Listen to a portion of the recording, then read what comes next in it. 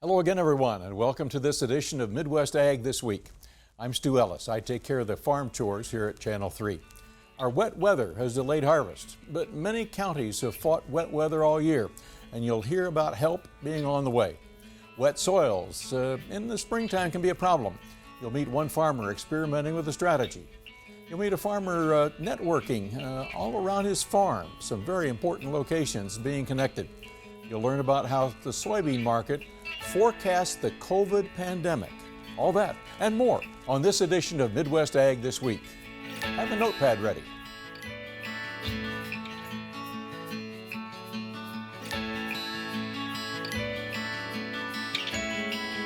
Welcome to Midwest Ag This Week with host Stu Ellis.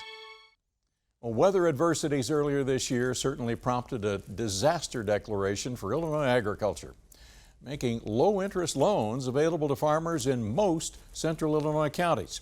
John Gerke with the Illinois Office of the Farm Service Agency says funds can be used to replenish your working capital. You know, we had some weather issues earlier in the year, and through the governor's office, they requested a disaster declaration. So we have 12 primary counties that were declared a disaster. And in addition to that, I believe 22 contiguous counties.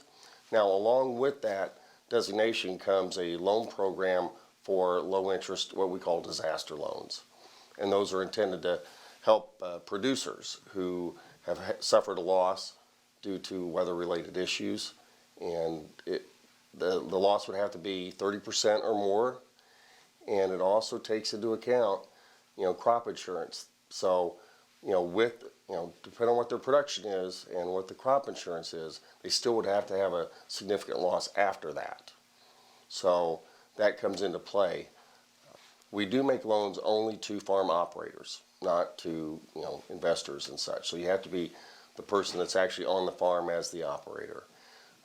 But there's a lot of flexibility with the loan funds, and they're below market. Right now it's 2.875, and the loan terms are flexible, and they can be used for a great number of things. It's going to come from, replenish working capital or, repay operating money that weren't able to pay because of the disaster. And we can term that money out if there's collateral available. It is subject to other credit availability. So the USDA does not compete with private lenders. So if we don't make loans to people that don't need it just because the interest is lower. So we get referrals mostly from conventional lenders so that we're not competing with them. So that is a caveat of our entire loan program. And for information, see your local Farm Service Agency office. Illinois corn growers started the Precision Conservation Management Program about 6 years ago to help farmers calculate the economic benefits of reduced tillage. Recently, the Illinois Soybean Association joined in to help expand the program to nearly 36 central Illinois counties and allowing a new twist to that program. Christian County farmer Darrell Hall was in a quandary. He was interested in the benefit of cover crops, but was uncertain if they would be successful on his particular farm. I just have concerns about our real heavy, flat, black ground getting dried out good enough in the spring of the year to be able to plant in a real timely, correct method. Yeah, I just think we'll have so much residue. We have a lot of residue out there from our soybeans and our corn because in this part of the country they yield so well. And then when you add the cover crop residue, maybe there's that issue that there's just too much residue out there to let it dry out. So one of the things that you're going to be looking at is maybe if you want to continue with cover crops is what sort of is cover crop species then that you would be planting. That's correct. We may be experimenting with different species to see which one will do the job that we want a cover crop to do and then be able to be dried out so that it'll plant in a real timely manner. To get help, he turned to the Precision Conservation Management Program and Illinois Soybean Association Director of Agronomy, Abigail Peterson. What he'll be doing is comparing two different systems before his soybean crop next year. So he's comparing a no-till or a cover crop field versus a non-cover crop field. And then also on top of that are 2 different tillage practices. So in this case, he did broadcasting the cereal rye with his dry fertilizer, came in and did a vertical till pass to kind of help incorporate that in, get some good seed to soil contact. And then over here you can see he chisel plowed the field. So overall, we'll be comparing how these 2 stack up against each other financially and then agronomically throughout the year. Usually a good practice before soybeans is doing a cereal rye practice. So you can actually go pretty late with cereal rye with planting. It's pretty hardy, winter hardy, but he actually got this planted pretty timely. It was with September 13th is when he got this broadcasted. So it's had time to grow and establish, which is really great to see. So I'll be out here doing stand counts and looking at also the planting date versus how much biomass we can accumulate, which really helps boost that soil health aspect that we're trying to achieve.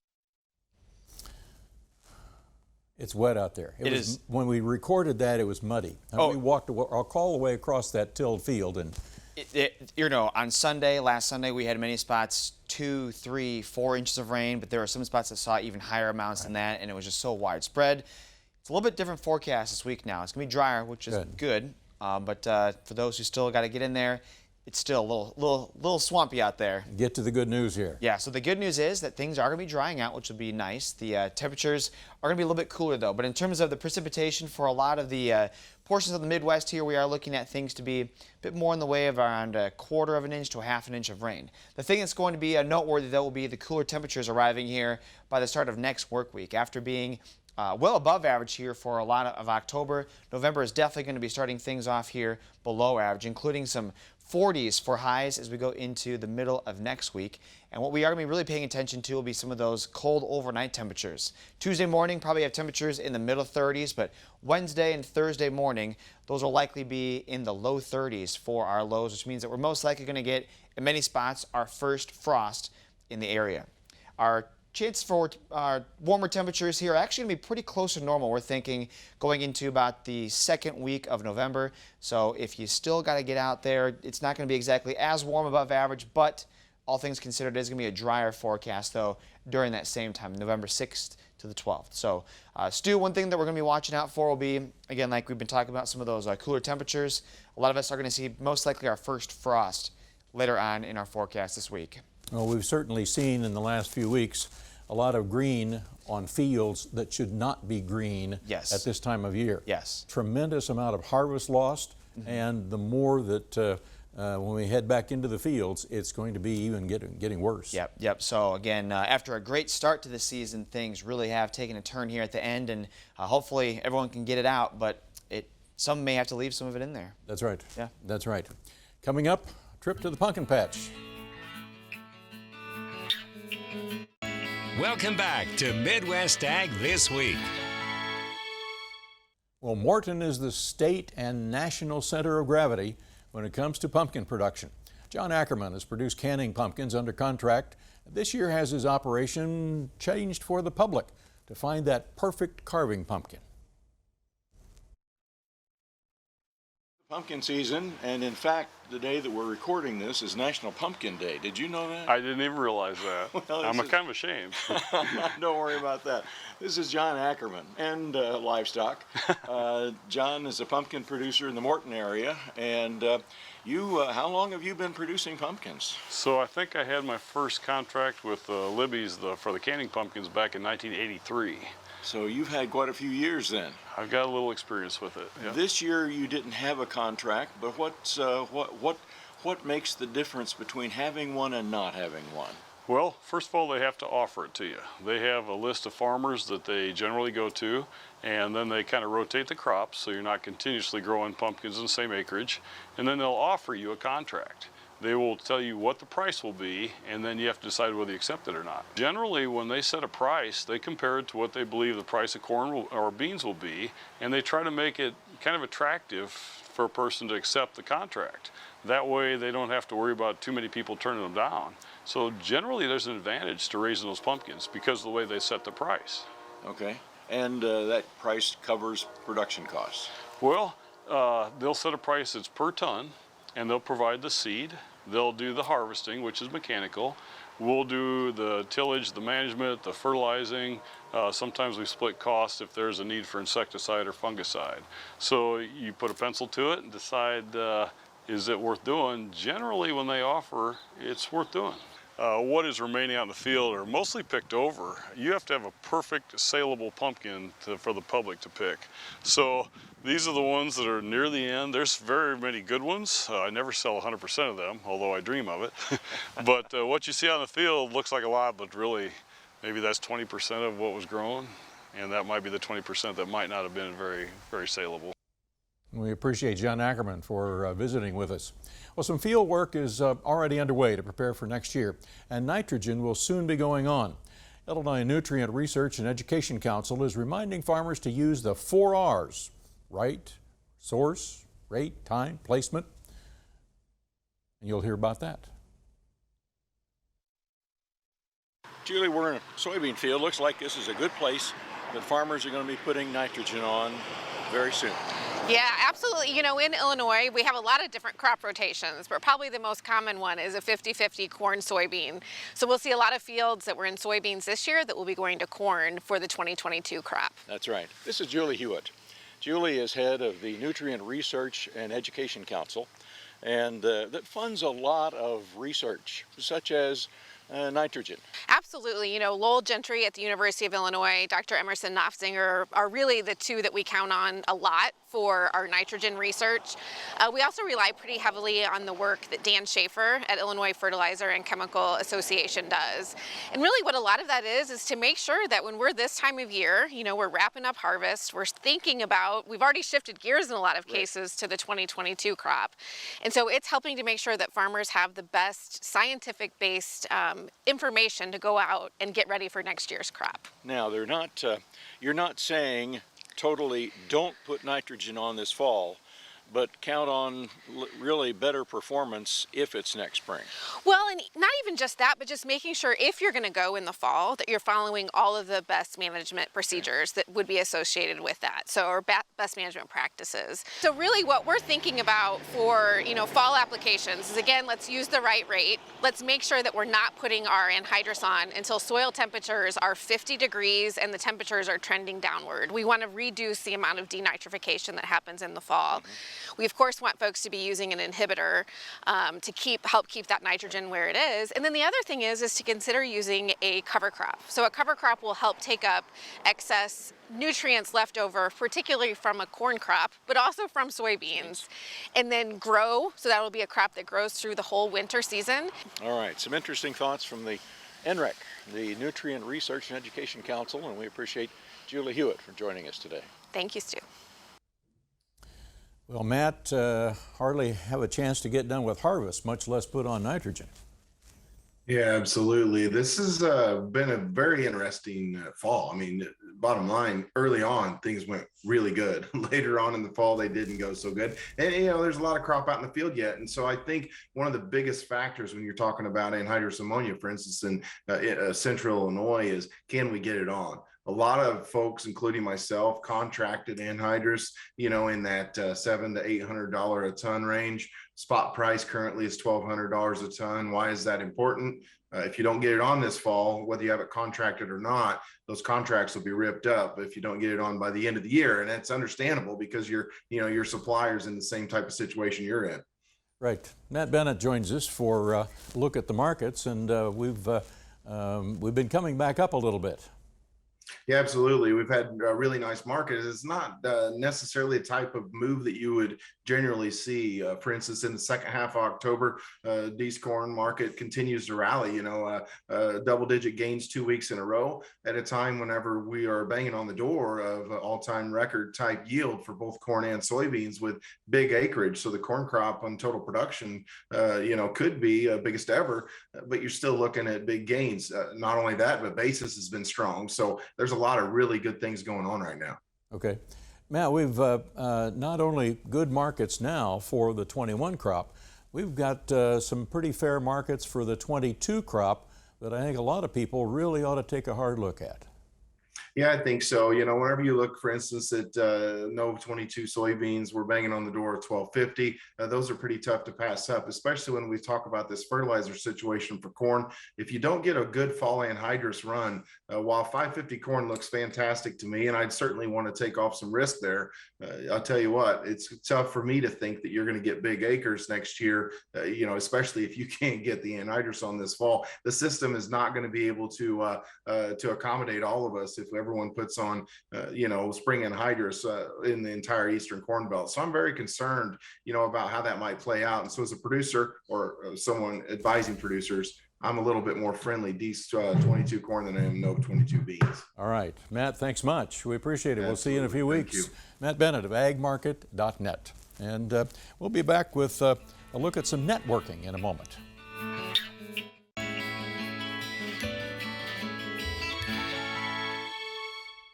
We welcome you back, and in our Shop Talk segment today, we want to show you how to connect your shop with your office, your home, even your grain dryer, with an information relay system that lets you be in multiple places at the same time. Harvest is one of the toughest times on the farm when there's a tremendous amount of labor that's needed. But that's not only time around, because there's sometimes we just don't have enough people and enough hands to control things, do we?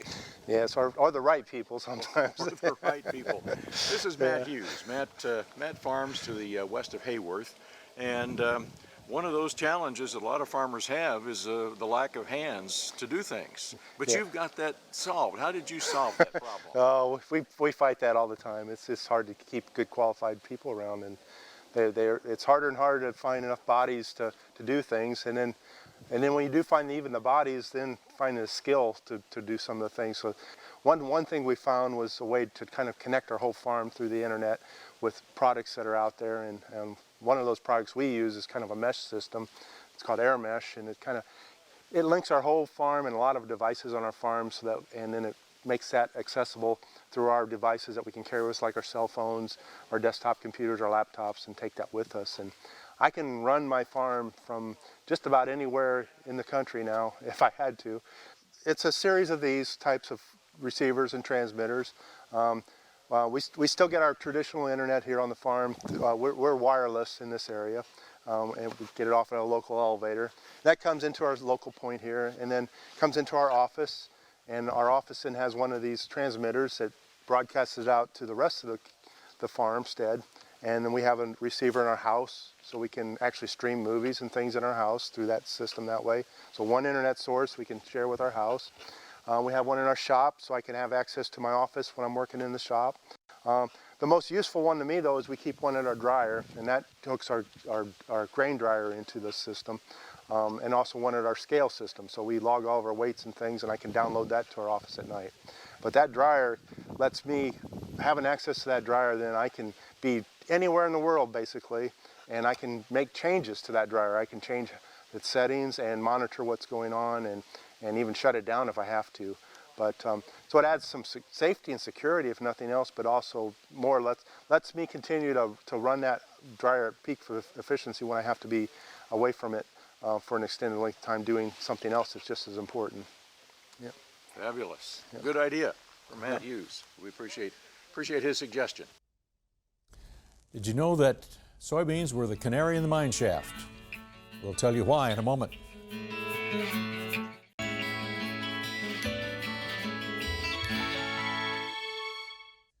About 20 months ago, February of last year, farmers wanting to sell soybeans found that elevator managers would not do that after trading hours in Chicago. No one knew what was going on, but College of Aces professor Michelle Robe has found out why. It was the canary in the COVID mine shaft. Right at the beginning of the COVID pandemic, and a colleague of mine over here reached out to me and he said, Michelle, you know, I've been talking to farmers and I've been talking to elevators, and it appears as though whereas before elevators would have no problem taking on positions with farmers after market hours in Chicago on the futures exchange, right now it doesn't look like they want to do any trades after hours. And we thought this was strange. And we have tried to reach out to some of the traders, and they told us, well, we saw that it was difficult to make money the way we used to. The why is a very good question. Our expectation is that some commercial market participants, perhaps in foreign countries, saw the slowdown happening in the soybean trade, might have been less willing to take on positions over there, might have changed the way in which they were trading. And when you see that people change the way in which they are trading, you typically infer from that that they might have information you don't have. And if you're an intermediary and somebody has more information than you do, that's not good for you as an intermediary. So you pull back. And so what we suspect, but we cannot prove, is that indeed what happened is that some intermediaries in the commercial grain channels abroad might have seen the impact of the COVID pandemic happening abroad, might have changed their patterns of buying. This might have been reflected in the futures markets, and so we might have seen everything rippling over to the United States. But why soybeans and not corn and wheat? You've got the million-dollar question, and I will try to answer it in this fashion. So China is extremely important for soybeans, and it is important for all the grains, but for soybeans in particular. And so what we found is that indeed the soybean market reacted first. Why there would not have been a rippling effect to corn and to the wheat market, interestingly enough, we find that the corn market liquidity does pull back, but 2 weeks after soybeans. Soybeans, when we look back, we found, when we did the analysis, we found that it was on the night of the 12th to the 13th of February that the soybean liquidity dropped by about 90%. So it literally is very high, and then suddenly, poof. Poof, it was gone. Fortunately, soybean liquidity has come back, and that's why we're able to trade beans now. Well, that concludes this edition of Midwest Ag This Week. We want to salute Olivia Scheich of Tolono, Lizzie Schaefer of Owanaco, and the Decatur FFA chapter for its victories and good rating at the FFA convention. I'm Stu Ellis.